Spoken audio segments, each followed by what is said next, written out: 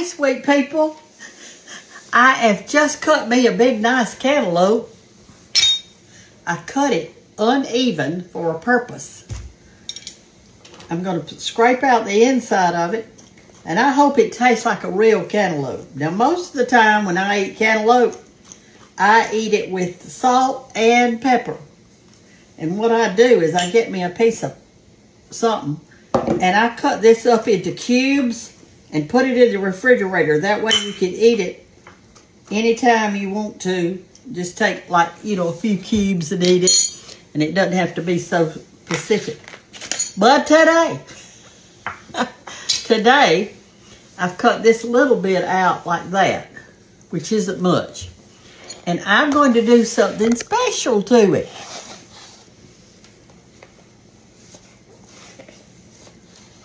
Wait a minute now, y'all. Just take your time.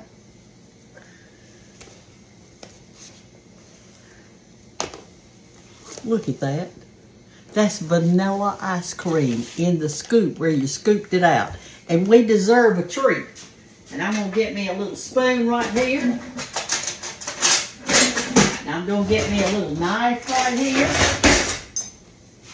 And I'm going to enjoy myself. And what you do is this. You kind of cut your cantaloupe up just a little bit. And I want to know something.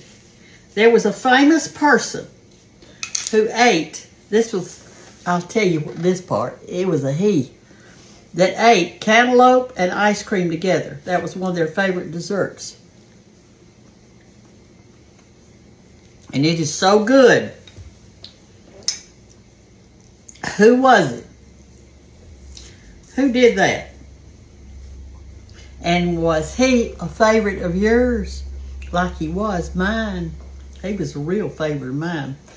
I showed this a long time ago, maybe a few years ago, and y'all couldn't guess it. And then finally, one person came on and they said, I know who it is, and they said, but I'm not saying today.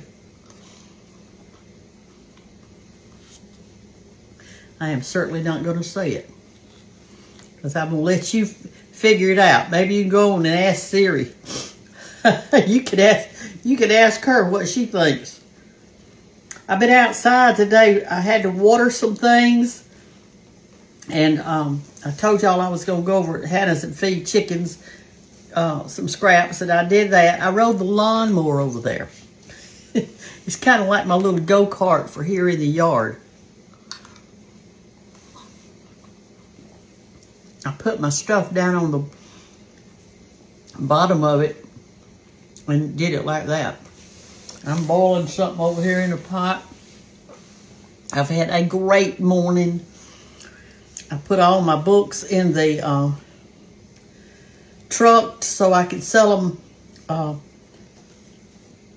today or tomorrow, whenever the time may be. They're in there. This is so good, y'all. And just think, you don't even have to wash the bowl. You just feed the bowl when you get through to your chickens. Or put it in your mulch pile. Now what Hannah does, she takes all this stuff like this. A lot of times she'll see, and she throws a lot of this and the vine and stuff in her flower bed. And she's got some of the prettiest flowers over there. And she also, another thing that she does is she leaves it. In other words, if a gourd comes up or a squash or watermelon, she just leaves it. The other day, somebody wrote in when I was showing y'all about the watermelon cutting, and they said, what do you think about those seedless watermelons? Well, here's what I think. The one I had was absolutely delicious. I ate they have little like fake seeds inside. They're not fake, but they're not developed, okay? And I know that is a type of watermelon that they have generated or whatever. It's not like I used to eat when I was little, when they were long and skinny and you cut it open and you had big seeds in it and you had a watermelon seed spitting contest, which I never won. I couldn't do it.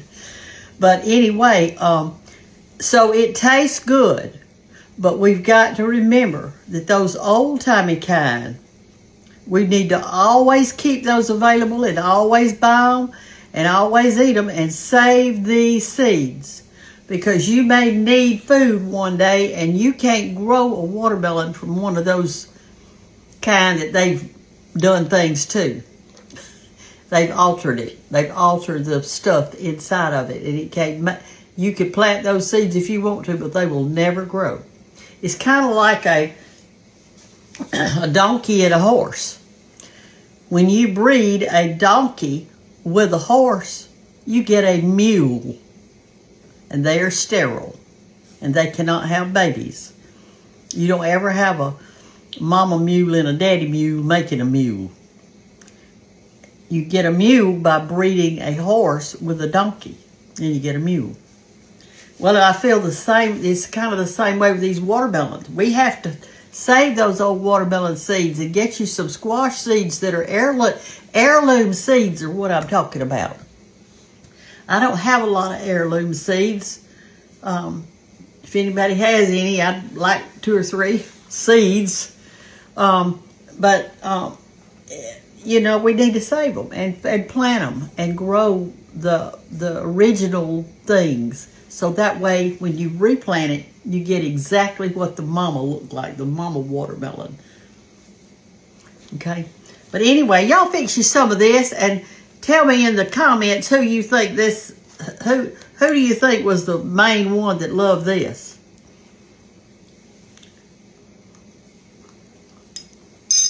It is so good. Love y'all. Bye-bye.